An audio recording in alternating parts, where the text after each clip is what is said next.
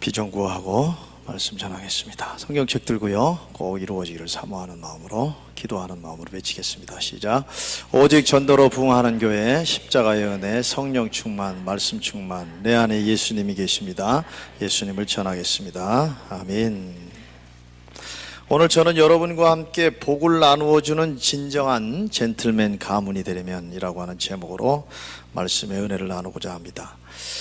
요즘 젠틀맨 노래 세계적으로 히트를 치고 있는데, 이 젠틀맨에 대한 왜곡이 정도를 넘어서고 있다는 얘기가 있습니다. 아이들이, 일본 정치인들이 집단적으로 야스쿠니 신사참배를 하는 걸 보고 젠틀맨들이라 그랬다고 그래요. 또 왕따를 시키고 폭력을 휘두르는 학생들 보고 젠틀맨이라고 그런답니다. 젠틀맨 노래 듣지 않도록 잘 막으셔야 됩니다. 아이들이 백지와 같아서 노래를 통해서 입력된 소리가 사고로 형성이 딱 되면요, 바꾸기 어려워요. 제가 이렇게 목회하면서 느끼는 건데, 저 자신을 봐도 그렇고 교인들을 봐도 그렇고 신앙생활을 열심히 하면 믿음은 성장하는 것 같아요. 그냥 신앙생활하면 기도 안 하던 사람들이 이제 기도도 하고, 뭐 찬양도 잘 못하던 사람들이 찬양도 하고, 또 봉사 안 했던 사람들이 뭐 봉사도 하고 그러잖아요. 그런 변화가 있어요. 신앙생활을 하는 변화가 있어요. 그런데 성품이 잘 안 변해요.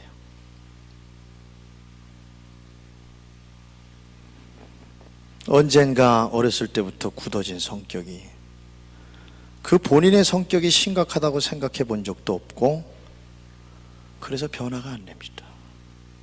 근데 문제는 항상 그 변하지 않는 성품 때문에 문제가 생기더라고요.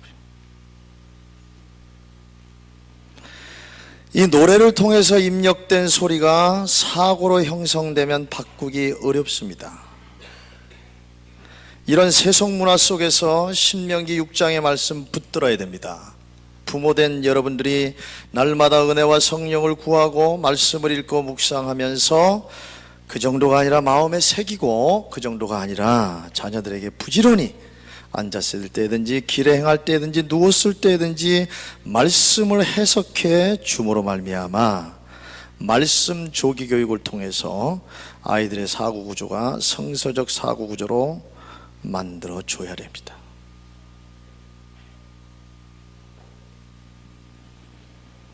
시대를 분별하는 것, 세태를 분별하는 것, 어렸을 때부터 돼야 돼요. 성서적 사고 구조 속에서 세태를 분별하고 지식을 분별하고 삶의 진정한 가치관과 인생관을 확립시켜주는 지혜로운 부모 되어야 됩니다. 지난주에 말씀드린 것처럼 분명히 아브라함의 가문은 복을 나누어 주는 진정한 젠틀맨 가문이었습니다. 아브라함도 그랬고요, 아들 이삭도, 그 아들 요셉도, 그리고 요셉도, 야곱도 요셉도 하나님이 주신 놀라운 복을 믿지 않는 사람들에게 나누어 주었습니다. 요셉 때에는요, 복을 나누어 주는 절정에 도달하게 됩니다. 요셉이 보디발 가정에서 노예로 일했는데 그 가정이 하나님 주시는 복을 받아요. 보디발 가정은 하나님을 믿지 않는 가정이었어요. 그런데 하나님을 믿지 않는 가정이 요셉 때문에 복을 받았다가 말이에요.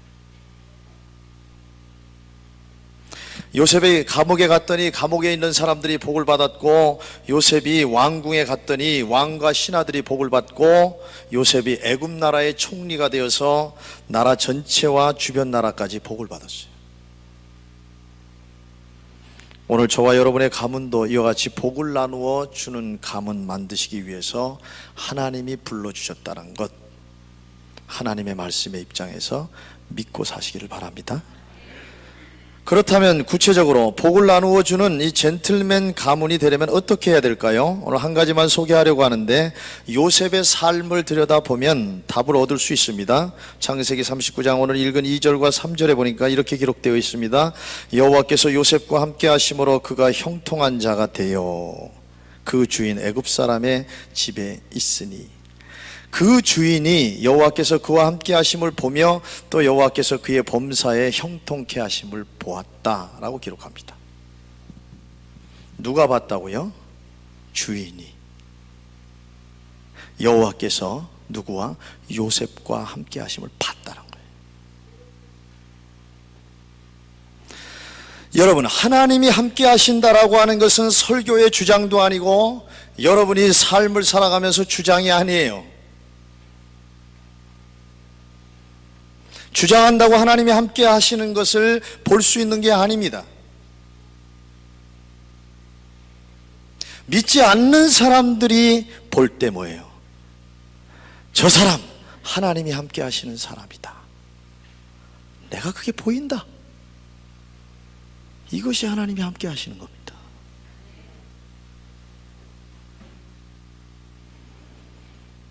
복을 나누어 주는 가문이 되려면요, 하나님이 함께 하시는 확신 속에서 살아야 한다, 그 뜻입니다.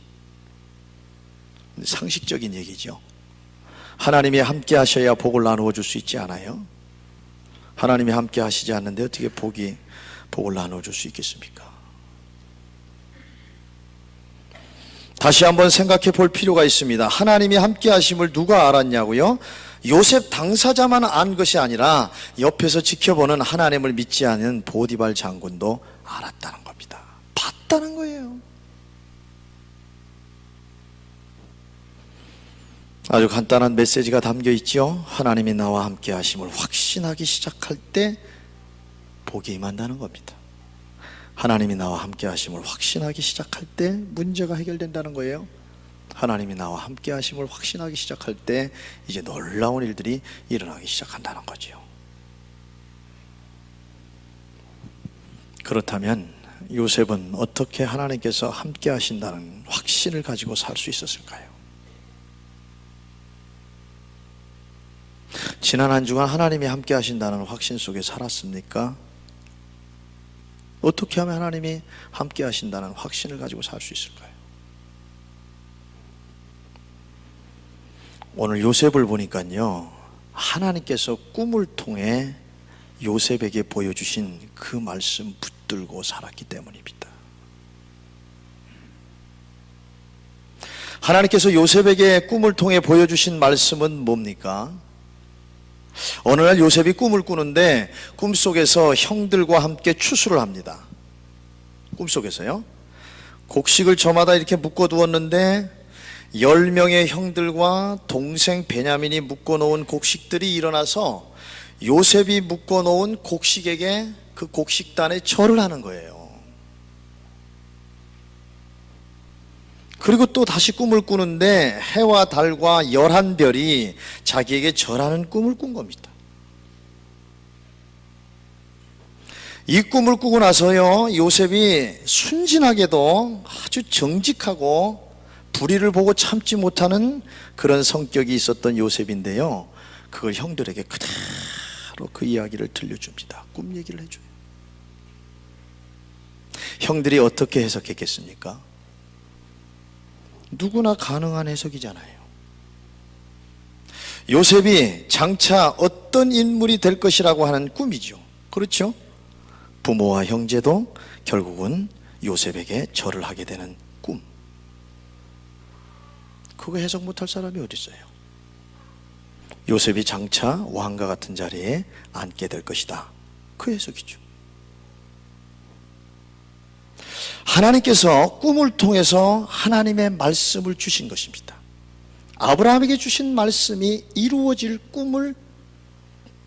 그것을 꿈을 통해서 가르쳐 준 것이죠. 복의 근원이 될지라, 꿈을 통해서 가르쳐 준 거예요.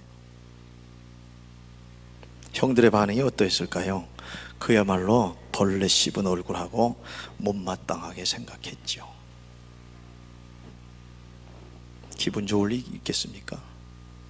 그렇지 않아도 노년에 얻은 아들이기에 아버지의 사랑을 더욱 많이 받고 있었는데 이 꿈 소식을 듣고 나니 형들은 더욱 시기하고 질투하게 되었고 결국 형들은 모략을 꾸며서 동생 요셉을 죽은 것으로 위장하여 아비에게 보고하고 애굽으로 노예로 팔아버리는 거예요.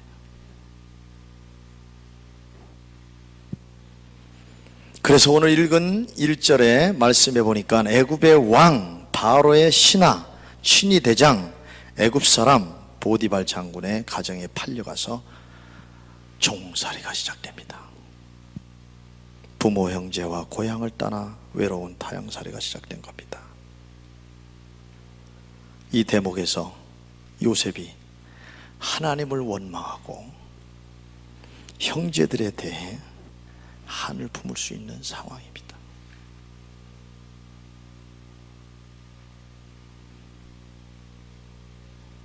성경은 이런 요셉이 원망했다는 이야기를 한 구절도 기록하지 않고 있습니다. 죽고 싶었을 텐데, 차라리 죽는 게 나을 텐데, 심지어는 보디발 장군의 가정에서 종살이를 하는데 요셉의 매력에 빠져 보디발 장군의 아내가 밤낮으로 유혹하는데 그 유혹을 뿌리치다가 결국은 누명을 쓰고 그리고 감옥에 갇히게 됩니다. 철장 신세까지 지게 됩니다. 그런데도요, 요셉이 하나님에 대해서 원망하거나 형들을 미워했다는 기록이 없어요.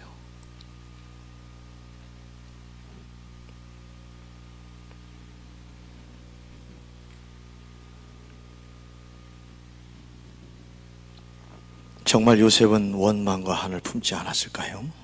아닙니다. 어떻게 인간인데 원망 안 할 수 있겠어요? 어떻게 인간인데 자기를 죽이려다가, 그것도 형제들이 죽이려다가 노예로 팔아넘겼는데 어떻게 한을 품지 않겠습니까? 그런데 이 과정을 어떻게 해요? 극복했다는 겁니다. 극복하기 힘든 건데 극복했다는 거예요. 이겼다는 거예요.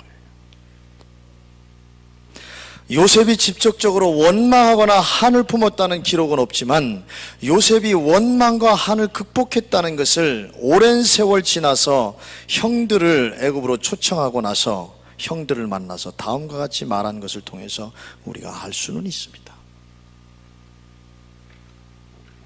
요셉이 형들 모아놓고 하는 그 장면입니다. 요셉이 시종하는 자들 앞에서 그 정을 억제하지 못하여 소리질러 모든 사람을 자기에게서 물러가라 하고 그 형제에게 자기를 알리니 때에 그와 함께 한 자가 없었더라. 보십시오.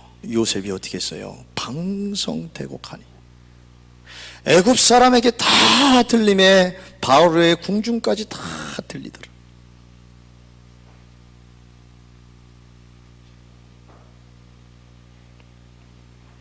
요셉이 그 형들에게 이르되 나는 요셉이라 내 아버지께서 아직 살아계시나이까? 형들이 그 앞에서 놀라서 능히 대답하지 못하는지라. 요셉이 형들에게 이르되 내게로 가까이 오소서. 그들이 가까이 가니 가로되 나는 당신들의 아우 요셉이니 당신들이 애굽의 판자라. 수십 년 세월 지나서 형들 붙들고 하는 얘기입니다. 당신들이 나를 이곳에 팔았으므로 근심하지 마소서, 한탄하지 마소서. 하나님이 생명을 구원하시려고 나를 당신들 앞서 보내셨나이다. 이 땅에 2년 동안 흉년이 들었으니 아직 5년은 기경도 못하고 추수도 못할지라. 하나님이 큰 구원으로 당신들의 생명을 보존하고 당신들의 후손을 세상에 두시려고 나를 당신들 앞서 보내셨습니다.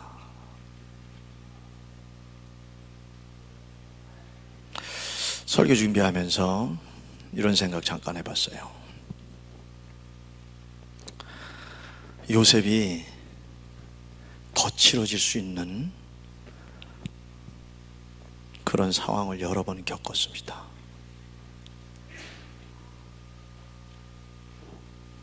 요셉이요, 잘못된 길로 나아가도, 폭력자가 돼도, 살인자가 돼도, 한을 품고 형들에게 나타나서 칼질을 해도 요셉을 향해서 손가락질하기 힘든 그런 상황을 경험한 사람입니다. 그냥 남의 얘기하기 때문에 리얼하게 얘기하기 참 힘들어요. 형들이요, 요셉을 죽이려고 그랬다니까요. 형들이요, 요셉을 노예로 팔아버렸다니까요.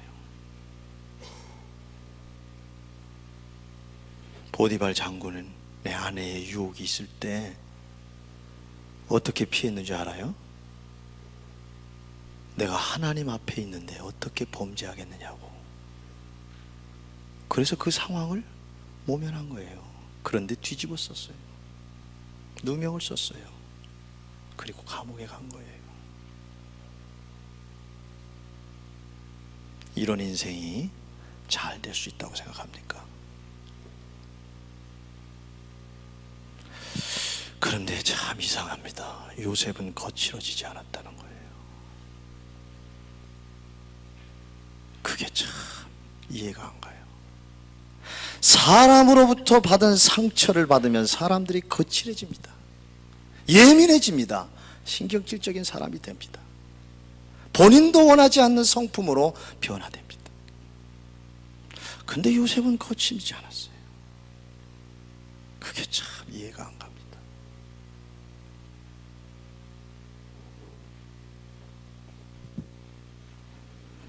사람이 사람에게 상처를 주고 그 상처받은 사람은 자다가도 벌떡 일어나고 그 상처 입은 사람은 우울증에도 걸려있고, 그런데 상처를 준 사람은 뭐예요? 내가 하나님 앞에 기도하고 있다고 그래요. 하나님께 다 기도해서 풀었다고 그래요. 상처를 받은 사람에게는 한마디 말도 안 하고요. 다음 주에 더 자세하게 얘기하겠지만, 땅에서 매이는데 매면 하늘에서도 매입니다. 땅에서 풀려야 하늘에서도 풀리는 거예요.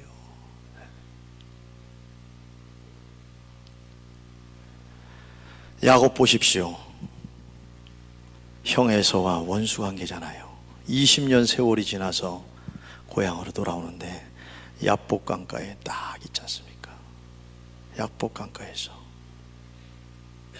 우리가요 이렇게 해석할 수 있어요. 야곱이 뭐 하려고 고향으로 돌아가? 고향으로 돌아갈 이유가 없습니다. 형 에서가 약복강 건너편에서 400인의 군사를 들이고요, 20년이 지났는데도 동생 야곱이 온다니까 죽이려고 그리고 기다리고 있다는 소식을 들었어요. 뭐 하려고 고향으로 돌아갑니까? 그 어마어마한 축복을 받았는데 뭐 하려고 돌아갑니까? 그러나 어쨌거나 약복강가에서 홀로 남아서 하나님께 기도합니다. 환도뼈가 부러질 정도로 그렇게 하나님 앞에 밤새도록 기도합니다. 그러니 기도했으니까 된 거 아닙니까? 약복강가를 건너서 자기를 죽이려고 기다리는 형 에서를 만날 필요가 뭐가 있어요? 아니요, 만나야 됩니다. 아니요, 만나서 풀어야 됩니다. 그것이 하나님의 뜻이기 때문에 그래요. 그래야 하나님이 축복하시기 때문에 그래요. 여러분, 많은 사람들이 하나님을 믿는다고 하면서 상처를 주고받으면서 하나님께 기도했으니 됐다라고 접어두는 경우가 많습니다. 십자가는 그런 거 아닙니다. 천국은 그런 곳이 아닙니다. 이 땅에서 화해하고, 이 땅에서 용서하고, 이 땅에서 하나 되고, 이 땅에서 주님의 사랑을 실천하면서 천국을 가는 것이지, 하나님께 기도했으니 됐다고요? 아니. 하나님께 기도하면서 요셉이 극복은 했어요. 그런데 오늘 장면 보십시오. 마음속에 쌓였던 한이 언제 풀어집니까? 형들을 만나고서 거기서 다 풀어지는 거예요. 거기서 풀어지는 거예요. 요셉은 정말 거칠어지지 않았다라고 하는 게 이해가 안 갑니다. 여러분도 살면서 상처를 입었기 때문에 거칠어질 때가 얼마나 많습니까?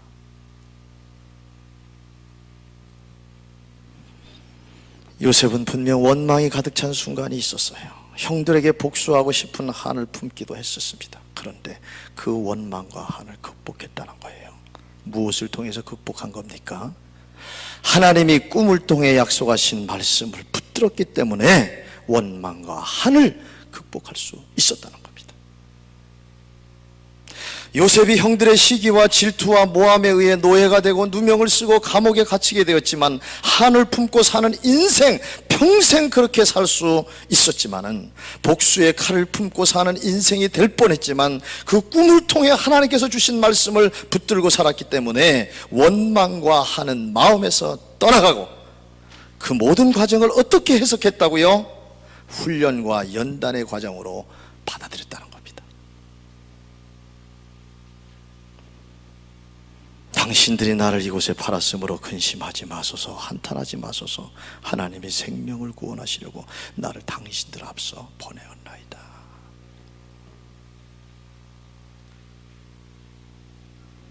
꿈에서 약속하신 말씀이 이루어질 것이라고 하는 하나님께서 주신 절대적인 말씀에 대한 소망을 가지고 살았기 때문에 어디에 있든지 감옥이라 할지라도 하나님께서 함께 하심을 확신할 수가 있었던 것이고, 결국은 복을 나누어주는 젠틀맨의 가문을 이어갈 수가 있었다는 겁니다.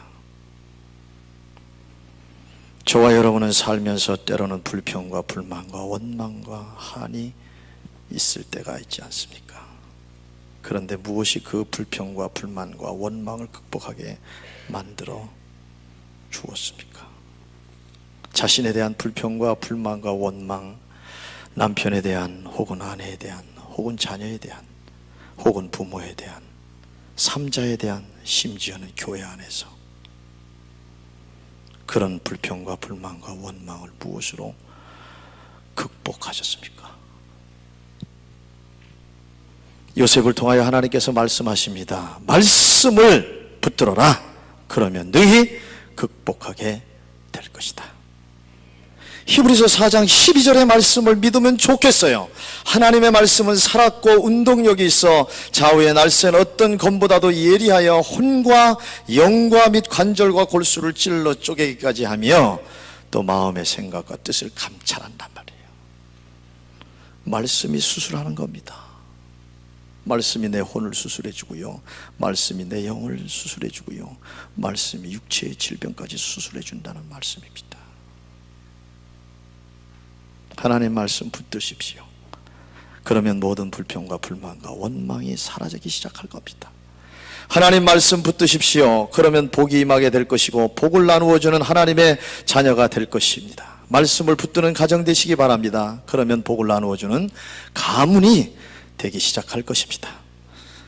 39장에 보면 4번이나 하나님이 요셉과 함께 하심에 대해서 기록하고 있어요. 제가 잘은 모르지만은요, 성경의 각 장 중에서 하나님이 함께 하셨다, 개인을 향해서 하나님이 함께 하셨다 이렇게 4번씩 나오는 장은 아마 없을 겁니다. 39장 2절에 같이 읽어볼까요? 시작. 여호와께서 요셉과 함께 하심으로 그가 형통한 자가 되어 그 주인 애굽 사람의 집에 있으니 그 주인이 여호와께서 그와 함께 하심을 보며 또 여호와께서 그의 범사에 형통케 하심을 보았더라. 여호와께서 요셉과 함께 하시고 그에게 인자를 더하사 존옥에게 은혜를 받게 하시며 존옥은 그의 손에 맡긴 것을 무엇이든지 돌아보지 아니하였으니 이는 여호와께서 요셉과 함께 하심이라. 여호와께서 그의 범사에 형통케 하셨더라. 하나님께서 함께 하심으로 복을 나누어 주는 사람 되고 싶습니까? 어렵지 않다는 거예요. 매주마다 듣는 설교, 특별한 설교 기대하지 마세요. 말씀을 가까이 하라는 겁니다. 말씀을 가까이 하는 건 아시죠? 하나님을 가까이 하는 겁니다. 지금까지 신앙생활 하다가 하나님을 만나본 적이 몇 번입니까? 라고 질문할 수도 있고요, 하나님을 난 아직도 한 번도 만나본 적이 없습니다 라고 하는 말을 할 수도 있어요. 물론 성령의 역사를 통해서 눈물 콧물 흘리면서 하나님의 사랑에 감동 속에 하나님을 만나는 일 있을 수 있습니다. 그런데요, 일반적으로 하나님을 만나는 방법은 뭐예요? 하나님 말씀입니다. 매일마다 하나님을 만날 수 있는 방법이 뭡니까? 말씀을 읽고 깊이 묵상하면서 그 속에 하나님이 주시는 깨달음, 그것이 뭐예요? 그 순간에 하나님을 만나는 겁니다. 오해하지 마세요. 하나님을 만나는 거에 대해서 오해하지 마세요.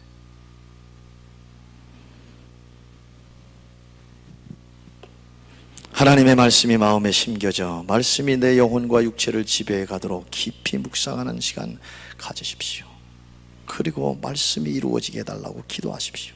그렇게 매일 말씀을 읽고 깊이 묵상하고 마음에 새기고 기도하는 삶을 살면 반드시 하나님이 함께 하시는 것을 삶 속에서 자연스럽게 느낄 수가 있는 거예요. 하나님께서 여러분이 있는 자리에서 복을 나누어 주는 사람으로 여러분을 세워 주실 것입니다. 오늘 이 믿음 안에서 말씀을 붙들고 사는 성도들 되시기를 주의 이름으로 축원합니다. 결론입니다. 결론은요, 결단입니다. 솔로몬은 첫날 동안 지혜를 달라고 하루같이 제단에 제물을 올려놓고 기도했습니다.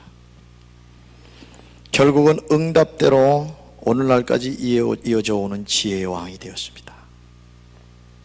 다음과 같은 말씀에 순종하는 마음으로 날마다 말씀을 읽고 묵상하며 마음에 새기고 기도하는 하나님과 교제의 시간 가져보면 좋겠습니다. 신명기 6장 5절이잖아요.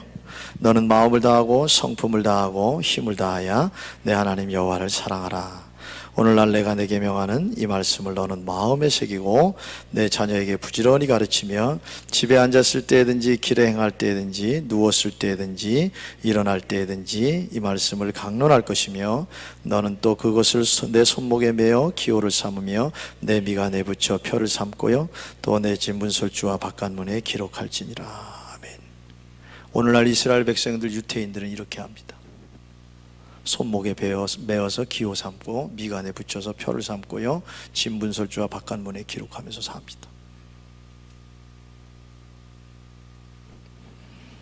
기도하십시다.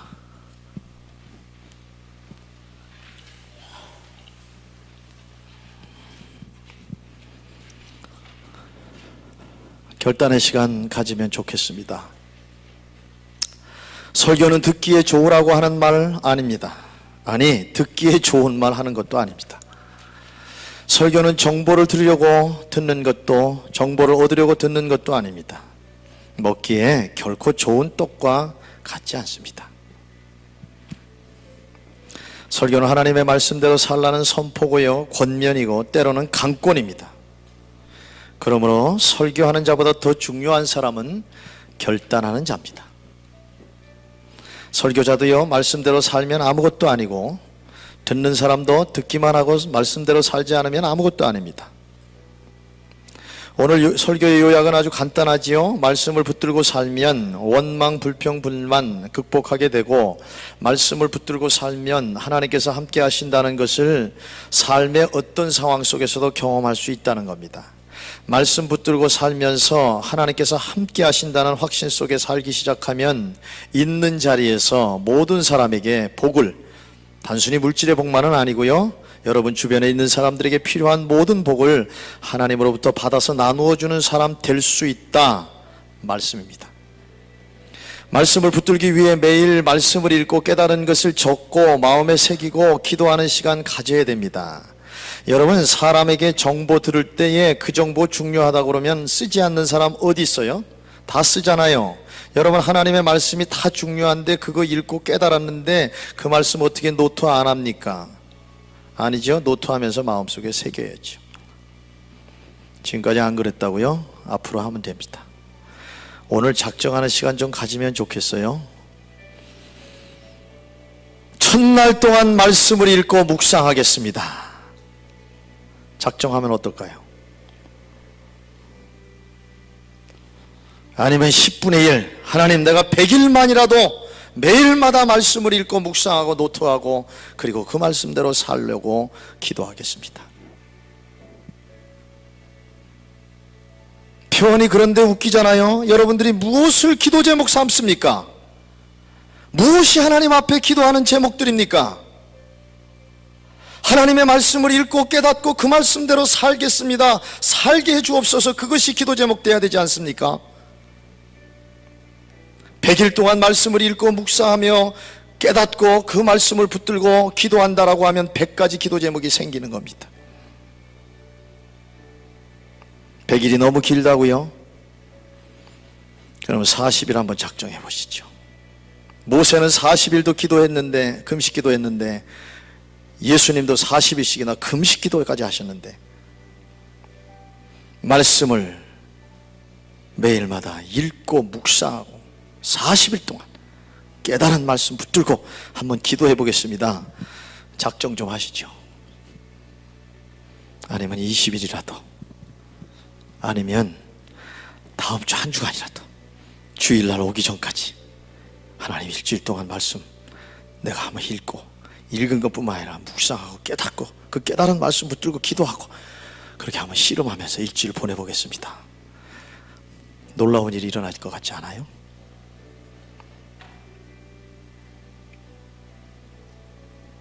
첫날 동안, 아니면 100일 동안, 아니면 40일 동안, 아니면 20일 동안, 아니면 일주일이라도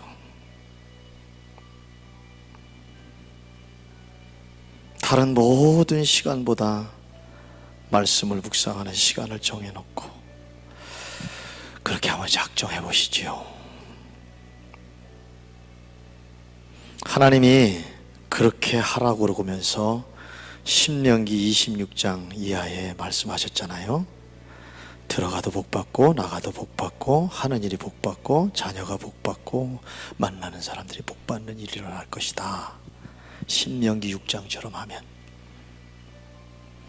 그거 못할 사람이 어디 있어요? 이 시간 하나님과 약속하십시다. 며칠 동안 내가 해보겠습니다. 매일 몇 시부터 몇 시까지는 경건의 모양뿐만 아니라 경건의 능력까지 경험할 수 있도록 말씀을 가까이 하는 시간 가져보겠습니다. 여러분 아시잖아요. 신앙생활이 왜 안 됩니까? 말씀을 멀리 하는데 신앙생활 되겠어요? 말씀을 가까이 하는 그때 그 순간부터 신앙생활이 되는 것이죠. 이 시간 작정해 보세요. 작정헌금 작정하지 말고 매일마다 말씀을 읽고 묵상하고 그리고 노트하고 그리고 그 깨달음이 가장 소중하게 생각하고 그렇게 내가 기도해 보겠습니다. 그런 삶을 한번 살아보겠습니다. 첫날이든 100일이든 40일이든 20일이든.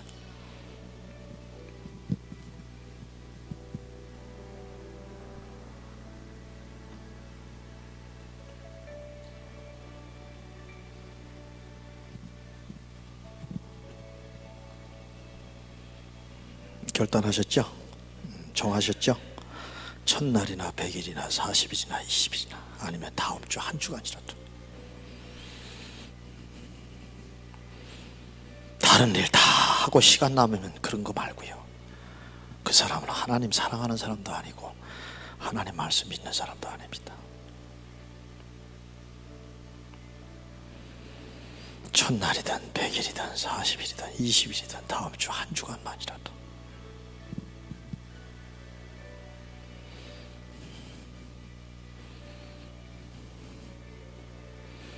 정하셨죠? 기도하십시다.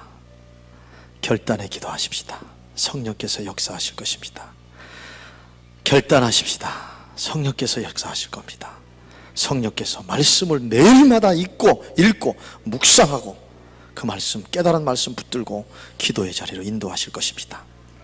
이 시간 작정 결단의 기도를 하십시다. 이렇게 기도하십시오. 앞으로 며칠 동안 말씀을 매일 시간 정해놓고 읽겠습니다. 읽을 때 마음을 다하고 뜻을 다하고 정성을 다하여 읽겠습니다. 앞으로 며칠 동안 매일 말씀을 읽고 깨달은 것을 정서하고 기도하겠습니다. 성령님 도와주시옵소서. 하나님이 함께 하시는 삶을 경험하기 원합니다. 복을 나누어 주는 사람으로 나를 변화시켜 주시는 이 놀라운 축복을 경험하기 원합니다.